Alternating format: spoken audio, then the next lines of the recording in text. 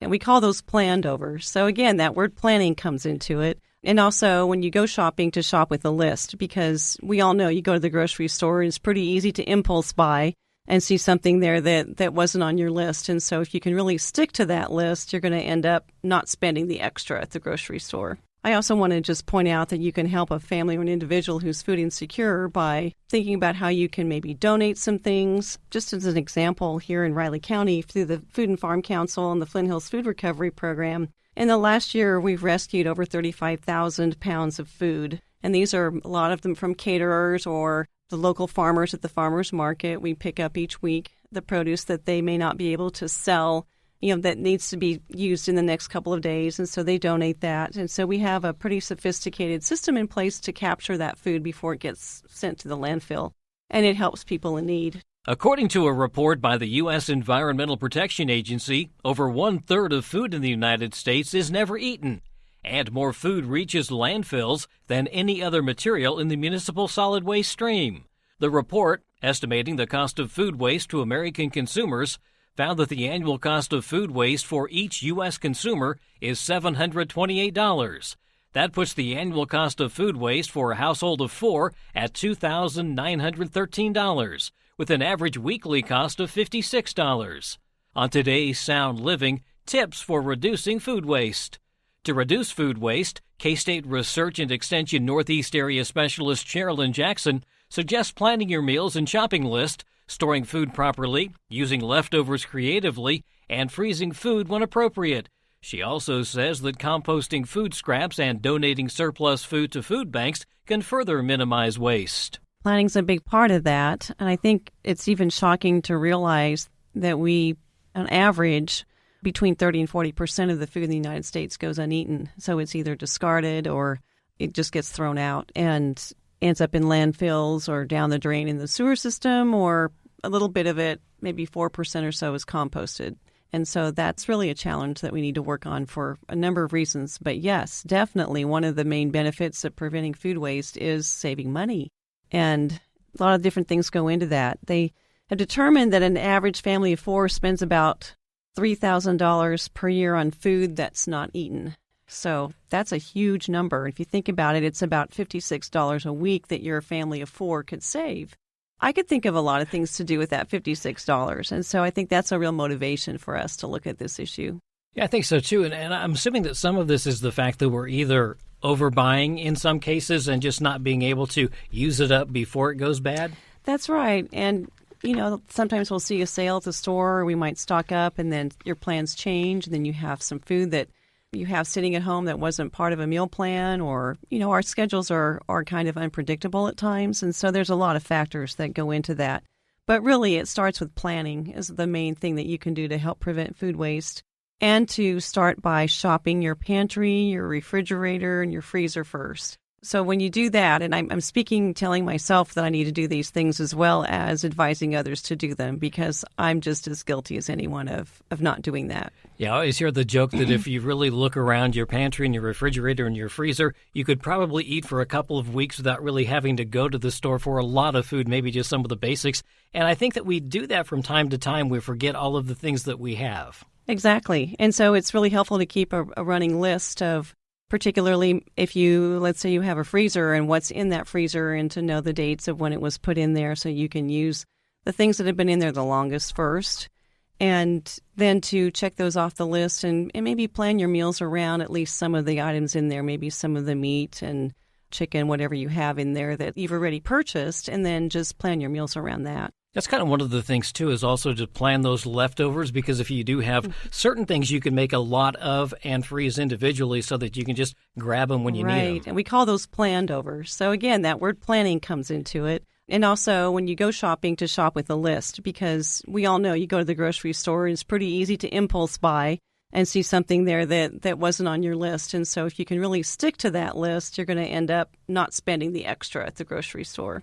There are some things at the grocery store that right now are higher priced. Beef, for one thing, is one of those that's higher priced. But there are some other meats that you could buy in its place, right? Right. And you can think about some strategies to maybe stretch that beef and prepare it differently. You don't need to have like a big solid piece of meat on your plate.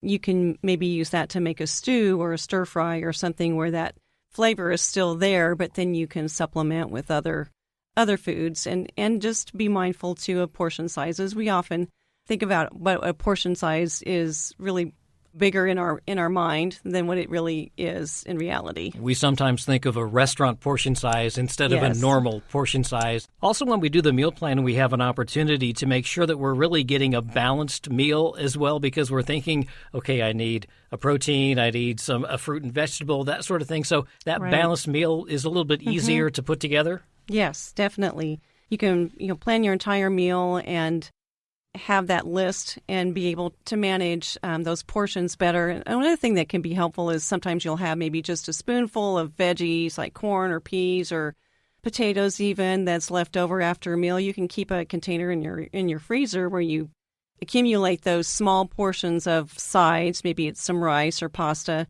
and then make a soup after you have a good combination of those. That's another strategy that you can use. And keeping those broths from chicken and turkey and things like that as well. Right, and keeping some of those veggies that kind of go a little bit limp, and maybe you don't want to use them in your meals, you can still create a vegetable broth. Just cook them into a vegetable broth to use for soup later. So there's just a lot of things we can do if we take the time to plan it out and think about it. We're moving into that season where there's going to be a lot of fresh fruits and vegetables available.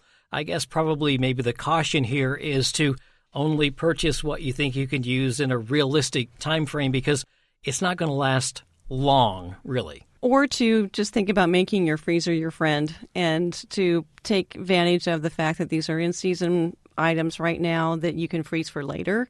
Maybe you also, canning is coming back a little bit, and to, first of all, just want to say be mindful that there are some new canning regulations and guidelines and to follow those, but also ways that you can put that food away for later because it is more abundant, the fresh produce, and it really makes a lot of sense to do that because the nutritional quality and the cost is going to be more advantageous. One of the things I want to mention, too, is that when you do have some items, there are people who can benefit from the food that we might throw away if we can't use it. And so I also want to just point out that you can help a family or an individual who's food insecure by thinking about how you can maybe donate some things. Just as an example, here in Riley County, through the Food and Farm Council and the Flint Hills Food Recovery Program, in the last year, we've rescued over 35,000 pounds of food.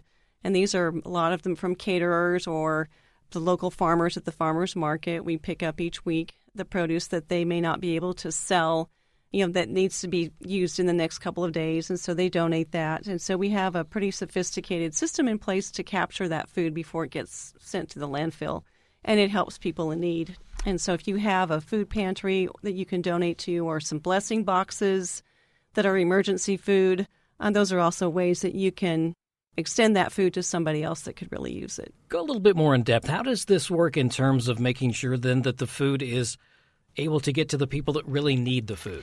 You have to have a real plan in place, a kind of a system to make sure that the food is safe in that process. So we have those guidelines in place and use an app to be able to notify a volunteer when there's food available.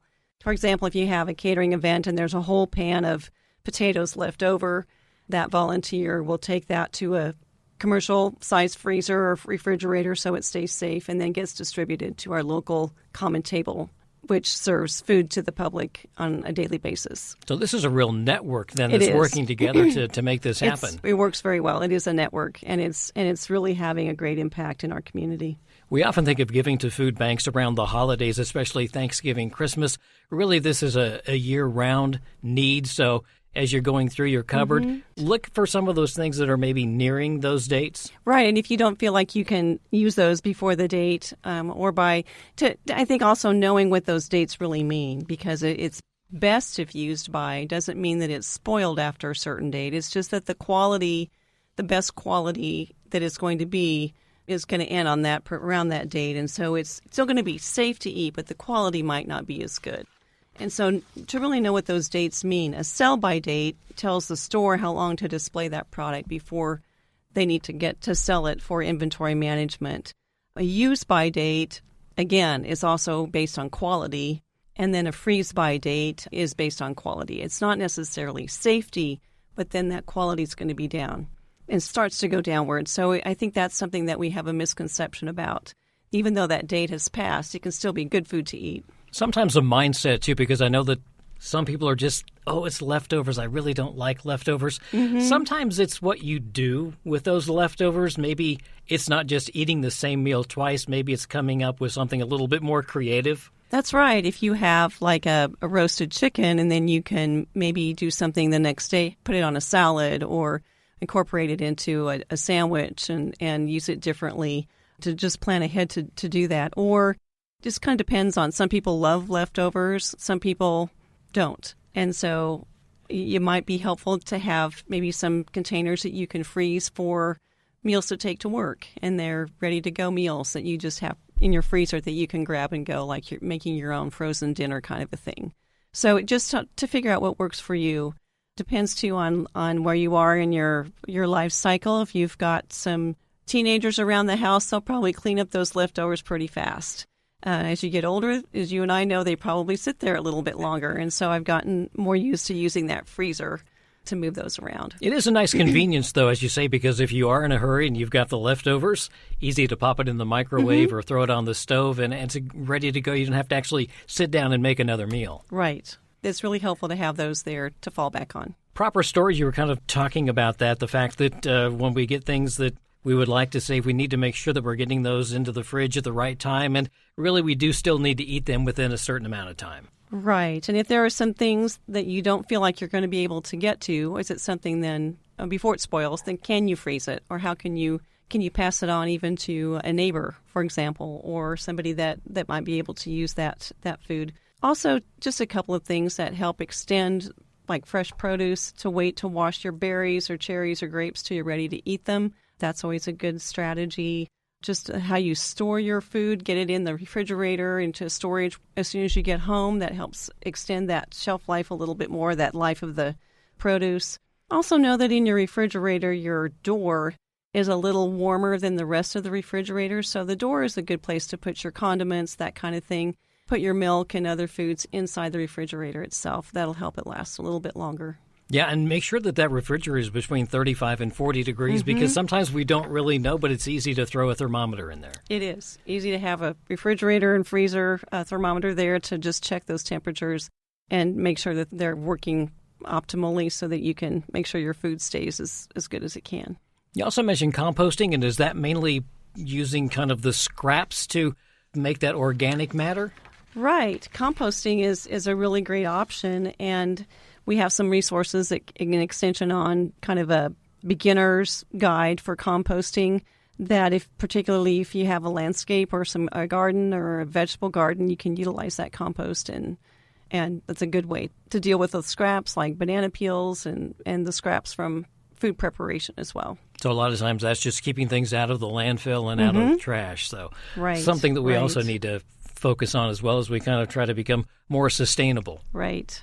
As you mentioned at the beginning, a lot of this is just planning and making sure that food is being used up as best we can. Exactly. And just to be mindful. I think that none of us want to waste food. That's not something we intend to do. And so to just be a little bit more mindful of it, the next time you go to the grocery store, to think about not overbuying. Sometimes buy in bulk looks really appealing, but if you can't utilize all of that food, then you're going to end up tossing it. It's not a good deal anymore. And so just be a lot more practical about that and think it through and plan ahead and purchase what you're going to need for that particular week, and that can help you save the grocery store. That's K-State Research and Extension Northeast Area Specialist Sharolyn Jackson with tips for reducing food waste. The EPA also suggests planning your meals the week before you go shopping and buy only the things needed for those meals. Make your shopping list based on how many meals you'll eat at home. Consider how often you'll eat out, if you plan to eat frozen pre-cooked meals, and if you'll eat leftovers for any of your meals. Also include quantities on your shopping list to avoid overbuying, and remember that buying in large quantities only saves money if you use all the food before it spoils. More information is available at EPA.gov and at all county and district extension offices. Sound Living is a weekly public affairs program produced by Research and Extension at Kansas State University. I'm Jeff Wichman, and this is the K-State Radio Network.